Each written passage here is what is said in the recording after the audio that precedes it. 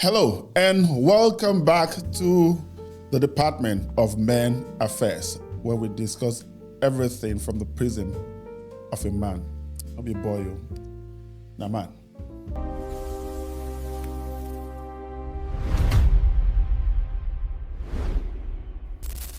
I'll take you a bit back to those days when our fathers, whenever they show up, a man has arrived. They actually ran the house with executive fiat. They ruled their household like maybe Haile Selassie, like the emperors. Because back in the day, once they are able to provide shelter, they're able to provide food, and they pay those bills, they cut and run the shows. In fact, in my days, we had to have very good relationship with my father's drivers, just so that when it's like about 300, 400 meters away, he had a particular a particular way he hooted the horn. And once we heard pam, pam, pam, it was like the call of God, like it's time for rapture. Everything you may be doing that may not be right, you had better make sure it's right. My father was a very, very neat man. And woe betide you that he steps into his house and he steps on one grain of sand. So, and whenever he comes to, once he's coming out from his car, of course, he already had a large family. I'm from a polygamous home, proudly so. But he also had nephews, cousins, nieces, and all. That's how we lived. Our compound was a community, a self-sufficient community. At a glance, my father would look around and he would tell, where is Laja? Where is Coyote? If you do not respond. When we were in secondary school, our teachers used to call something Bakul, Bastinado. You are sure that he will leave you. Maybe at about 1 a.m. He will wake you up with strokes of the cane. You'll be crying, your mother will be crying too. It was the time that fathers reigned and ruled by fear. We did not only fear him, even all the wives in the house had no option than to fear, than respect my father. But fast forward, things have changed. Parenting these days requires that you do, even if there were to be fear, it has to be earned. But also, in order to raise wholesome kids, we had to move from fear to friendship, from a pseudo-dictator to a partner, from the guy that took calls the shot to someone now who now believes in communal decision making.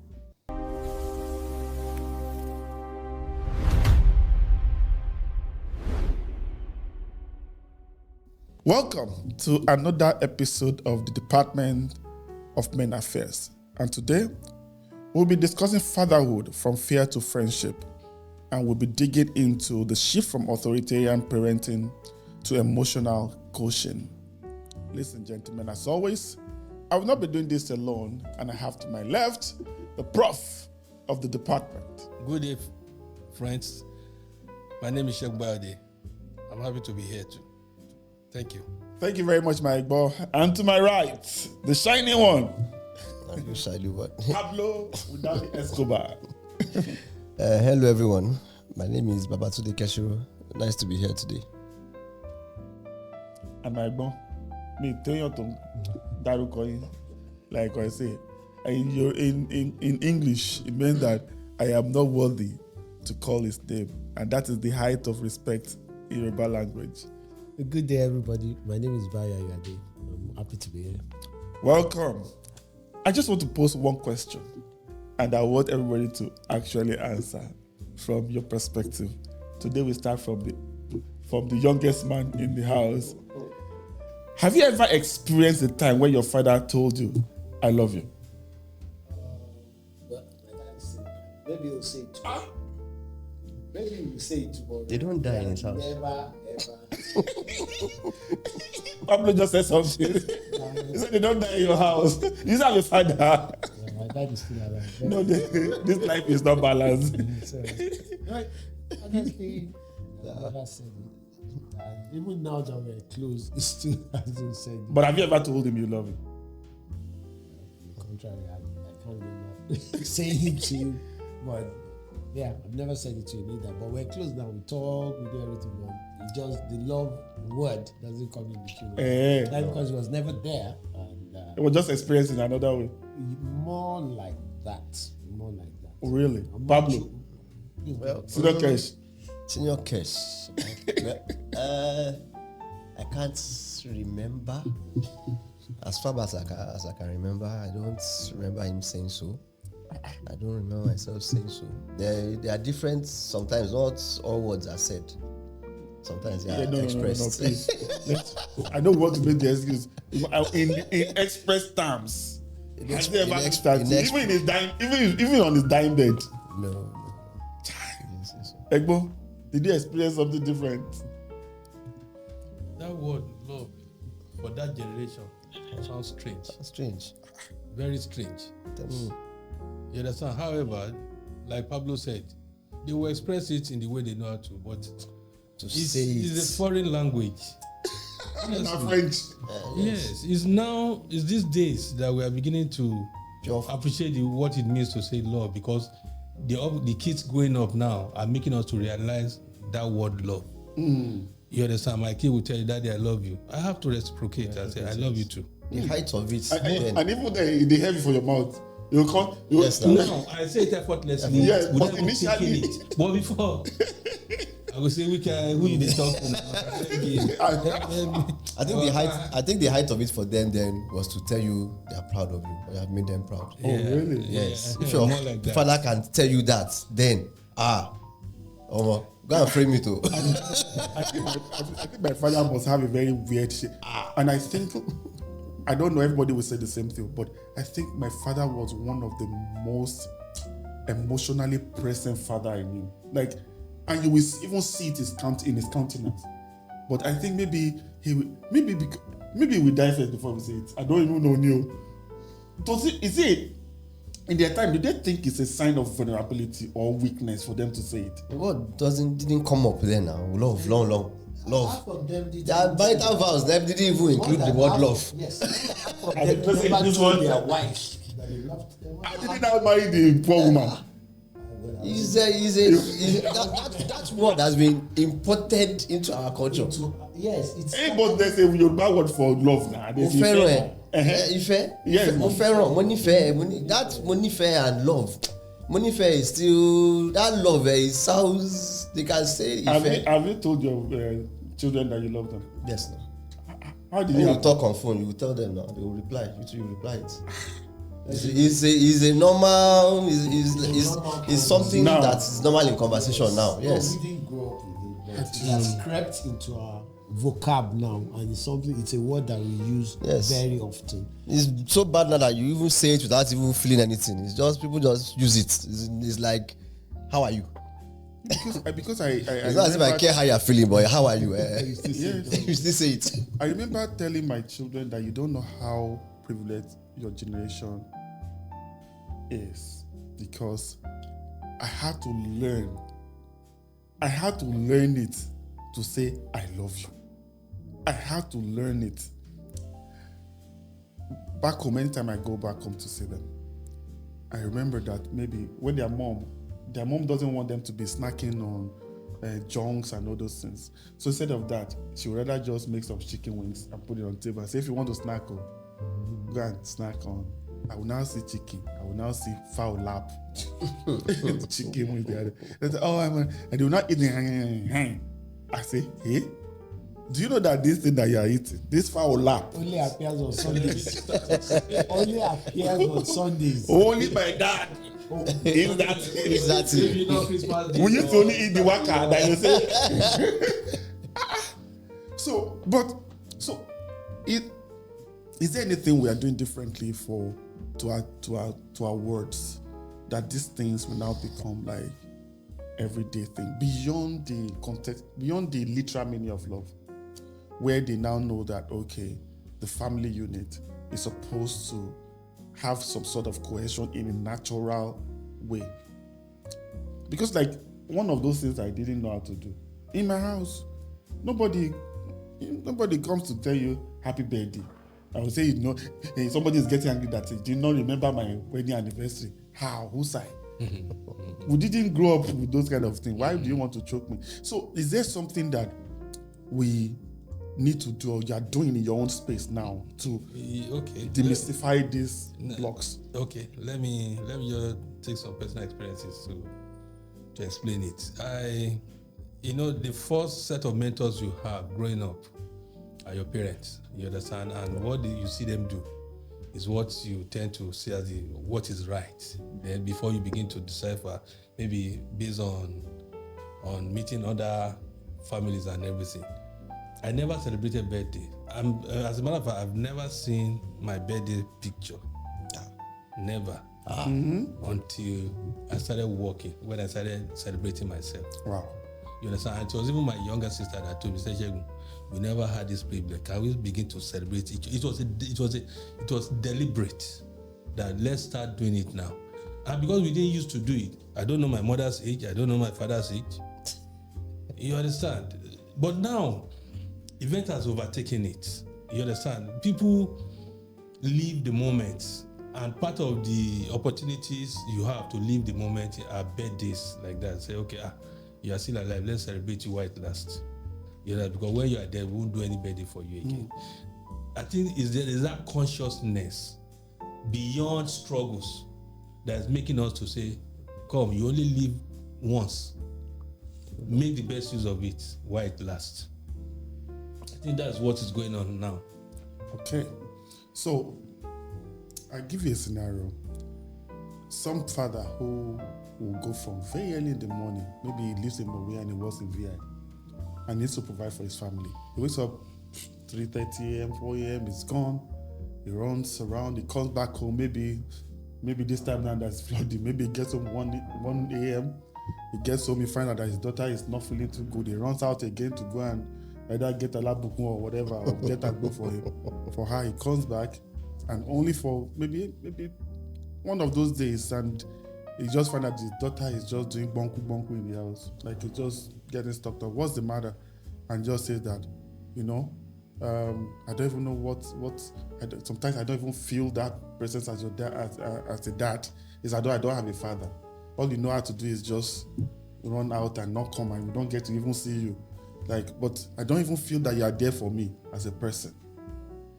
This seems to be very common these days because these children are more expressive. Where do we draw the balance? I had a very, very tough schedule when I was in employment. I was staying at home and having to go to VI every day. But one thing I did, and I make sure I did, every time, no matter how late I get home, I go into my children's room. I will switch on the light, look at them. Of course, the one that's not properly covered under the duvet, I'll do that. Sometimes when I put on the AC, the room is cold, I'll switch it off. Sometimes the fan is on max, I'll adjust everything. And I did it every day. It was always last night. First thing I do whenever I get to the house from work. And little did I know that my son noticed, apparently, when they heard the door open, we mustn't be awake. Then they've got to talk themselves in, pretending that they are asleep. Then I overheard him telling my mom, that's his grandmom, one day that, my dad, every time he comes home, he would always come to our room. So he does it. Sometimes he thinks I'm asleep, but I know that he's coming into our room. That's talk. Yeah. So that then it was my own way of making sure seeing my children every day, because before they wake up next morning, I'm out. So I made sure I did that every day. Weekends we would spend time together, and so it became more like a routine. They get used to seeing me, I get used to seeing them. Did you have a way of keeping the connection going? My own is a bit, how will I put it? Because I lived on the mainland, worked on the island too, but I was a bit lucky. I could always get home a bit earlier, Then when I started riding to work, it was way easier. So when I started riding to work, I actually used to go and I used to take them to school in the morning, come back home, change, ride to work, then come back in the evenings and still get to interact with them well. So we're a bit much closer for it because of that experience. And then I think Egmont is even luckier than us. Oh. Because now you even have time to bond with them better than Oh yes. when you were like No, I tell you teenagers. that's the greatest gift God has given me. For me, a late starter. Thank God. You understand? I live life intentionally with them on a daily basis, in fact, per hour, per minute. So it's fun for me. I'm telling you. So I think my only case is even worse than everybody because I'm an intercontinental father. You know, and I always thank my wife because regardless of what happened, she made sure that she tries to make sure that the connection still remains. Because whether I like it or not, I will talk to her on a daily basis. Whether I call her or she calls, even if to mean that she will come and say, hey, you haven't come in 3 days, but she will still call. But when she's now rounding up her conversation, whether I ask her, Mabo, so come. Your father wants to speak with you, you know? And so he'll pass the phone to my son, pass the phone to my daughter. And after a while, I started learning that, this woman is gradually telling me, like, you're not just a provider, you have another role to play. And that really helped me because, left for me, once I talk to my wife, it's almost like, okay, I fulfilled all right. And sometimes it's just to fulfill all righteousness because I know that tomorrow, if I don't make that call, I will hear it. But in hindsight, she did me a lot of great justice, helping me to create the bond with my children. Even now, despite that, I still find that it was easier. It's still easier with my daughter, but my son is naturally a monosyllabic response person. It doesn't really. If you ask him one pager of question, he will just summarize everything in his brain and just give you one liner. So now I'm being intentional to just choke him and press him and make sure that he talks. Especially now that he's getting, he's 20, and now I'm like, hey, what's up, man? That girl that I used to see both of you, what's happening? That girl like, Pops, what? We've been there, done that, you know. So I'd like to open this to the audience.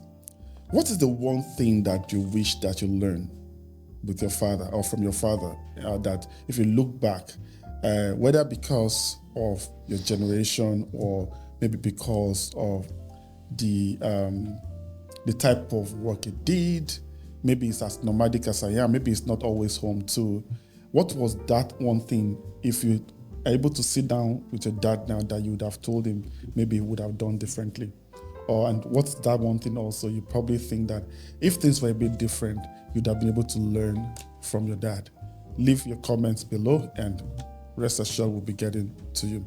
As we wrap up, gentlemen, what is the ultimate goal of fatherhood in this modern era? Is this just about leaving financial inheritances or leaving material gains or leaving assets, or really, really knowing that as I take my last breath, I'm leaving this world with human beings that are not just my legacy, but fantastic addition to the ecosystem? Thank you. There's a Yoruba adage that says, "Orúkọ rere, ó sàn ju wúrà àti fàdákà." Because like this generation now, no, you see, if you don't show the G-Wagons, They'll send you. they don't send you. you see, it's just that the generation in which we are now, they are trying to trivialize it. In fact, they have trivialized criminality. Yes. To a point where they say, they'll say, na small business we do now. Say, na cast. You understand? Meanwhile, na criminal offense they call it. You understand? Yeah. And they are the ones that have the best substantial titles. Yeah, now you understand. So I remember my dad used to tell me, he said, "Shegu, I may not have riches." He said, "But the knowledge that will impact you, coupled with the good name I will leave for you, that it will benefit you in life, that I will leave a good name for you. And of the truth, over the years I've studied it, and I've seen instances where his name spoke on my behalf, not just for me, for my sisters, for people here. Bayode, which Bayode is that? Is it also person? They say, yeah, okay. He used to be my teacher. He used to be my mentor. You understand? So his name has actually opened door in that way. And for me, that's more than riches.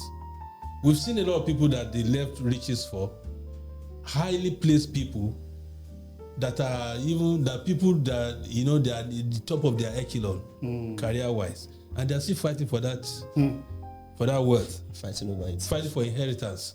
You understand? So at times you begin to ask yourself, what's the whole? Yes, you understand. So it's not about riches. It's about wholeness, the essence of your being. You understand why you are alive. What are you supposed to do while you're in this life? Is to leave a legacy, make people that people can replicate and move on. Not just like a flash point, like a flash flood. Cash Senior. Cash Senior the second. Cash Senior the second. Yes. It's there's nothing. Well, a good name is good, as implied in the in the phrase "good name." So you can live if there are riches to live, fine. But if you leave riches without giving them the foundation to manage those riches, To be squandered. in fact, it might not last beyond your burial. After they bury you and blow the money like this, You might even be leaving them trouble. it's trouble. They start fighting themselves, all those kind of things. So the best thing you can do first of all is there should be that togetherness as a family. You should know that they are one. They are together. Whatever happens, it is them against whatever is coming. So once that foundation is there, and you teach them you let them understand, not even teach, understand the basic principles of this life. Even if you don't have anything to leave for them more than that, they can always make that from what you have left for them, which is the knowledge and the belief that the sky is the limit for them. And for as long as they're able to work hard and follow the rules, they will get to where they are supposed to be. Inshallah. Thank you. Well, It's like a life MBA. it's like, my own approach to it is very similar to both 3XL and Pablo. There's a saying in Yoruba about something about building houses and not teaching the children. It says educating the children, but we in the real sense of it means teaching the children that they will sell the houses. Yeah, so or Or something like that. So I for me, I prioritize the education. Of course, it costs a lot and it costs a fortune at that time. But now they're both out of school. They're working, and so I'm left alone to enjoy my money. So why he has many cars now. Yes, now. So that's why we are now all enjoying my money in quotes. Well, the little I am. Well, little is relative. Yeah, little is very, very relative. It's enough. We are able to manage. To go around. So I think that's the real approach to rather than living riches and wealth. It's better to spend it on them, build them up so that they can build their own wealth. And their own legacy. Fantastic. Thank you. Like I said, it's just like the MBA of life, and it looks like it's a very small topic, but it's just like a window into something larger. On a parting note, their father decided to live by fiat as it was. That is how much they know, and that is how best they think they can run their family as it then was. Because also the circumstances, whereas they are similar, but they are also different in their own different ways. Today, our children are way more educated, way more exposed, way more linked up than we would even imagine. And from what we've seen, it is better for us to partner with them than to say that we just want to rule the house, as it were. Also, vulnerability can be defined in different ways, but showing love to those people that you actually truly, genuinely love is not one of those things that we actually see as vulnerability. Because when you cannot be vulnerable to yours at home, and somebody somewhere chooses to be vulnerable to them somewhere else, may God help you that vulnerability comes in a positive way. If it also comes in a negative way, they may just be sold to those things that they do not experience at home, and might just be something that they think is bigger than life. But on a final note, what do you want to bequeath to your children? Is it finances? Is it those assets in form of houses or cars or something? If you're not very, very sacrosanct, or if you do not make the right steps before you leave, you probably might be leaving them what you consider as asset, and they'll become huge liability to them. Because what is it? If they don't even have the prerequisite knowledge or skill set to make good use of that, then they become something else in the hands of those children. Why not, like Mr. Ayoade posited, give them education, all the values that can help them set up on their own and become a person of their own, so that anytime they look back, they can always remember that their father used to come into the room every night to just come check on their well-being. Mr. Bayode also think that being intentional with your children is a major, major thing you can live with them. Live one day at a time. Respond to their every need. Every part of their growing years should be something that you look at it and say, what can I impart to make this life a lot easier for them? And as Pablo also posited, a very closely knit family, when you are still here, might actually transcend you even when you are gone. On my own part, whereas I lived very, very far from my family, the relationship with your wife could also make or mar the structure of the home. So as they look at you, you are the greatest mentor that they would ever have. Live the life the way you would have them live it. If you are in your career, be the best you can be. If you're learning a trade, be the best you can be, because they will watch every step you take and they will want to walk a mile in those shoes. Until the next time, please share, like, and comment on this podcast. And if you have questions, leave them in the section below. We'll be very, very sure to get back to you on this. Okay, as we wrap up, thank you, gentlemen, for being a part of the show, my ego. Thank you. Pablo, no.